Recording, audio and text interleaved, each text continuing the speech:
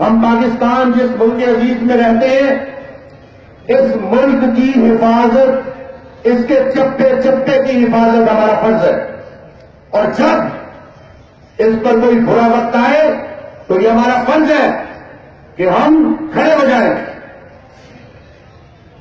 میرے بچوں، میں بارہا پہلے بھی کہہ چکا ہوں، آج بھی برملا کہتا ہوں کہ افسوس کہ ہمارے حکمران، چاہے وہ پچھلے حکمران تھے چاہے وہ آج کے حکمران ہیں،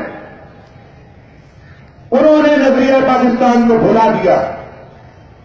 انہوں نے اس نظریے کو کہ جس کی وجہ سے یہ عظیم سلطنت وجود میں آئی تھی، اس کے اس مقصد کو بھلا دیا۔ مگر یہ کلمے کے نام پر بنا ہوا پاکستان، یہ ان حکمرانوں کی اس بے نیازی یا اس سستی سے اس کو کوئی نقصان نہیں ہونے والا۔ اللہ تعالیٰ نے یہ کلمے پہ پاکستان بنایا تھا، یہ تا قیامت قائم رہے گا، اور قائد اعظم اور علامہ اقبال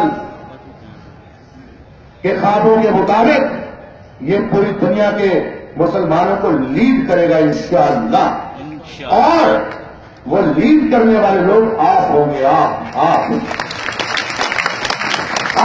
آپ صرف 2 منٹ لگی،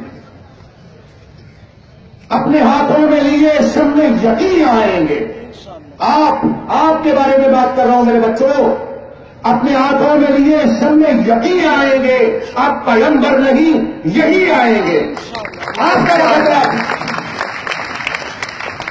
مگر میرے بچوں، بار بار کلاسز میں بھی، اسمبلی میں بھی ہم سب اساتذہ کرام آپ کو ایک تبلیغ کرتے ہیں کہ اچھے مسلمان بنو، اچھے انسان بنو۔ اچھے مسلمان بنیں گے، اپنے گریبانوں میں چھانکیں گے، اپنی کمزوریوں کو، خطاؤں کو، غلطیوں کو، ان کو ٹھیک کرنے کی کوشش کریں گے تو ہم ٹھیک ہوں گے۔ انسان عظیم وہ ہوتا ہے جو اپنی خطا پر شرمندہ ہوتا ہے، اپنی خطا پر معافی مانگتا ہے، اپنی خطا پر اس خطا کو دوبارہ نہ دہرانے کا عزم کرتا ہے۔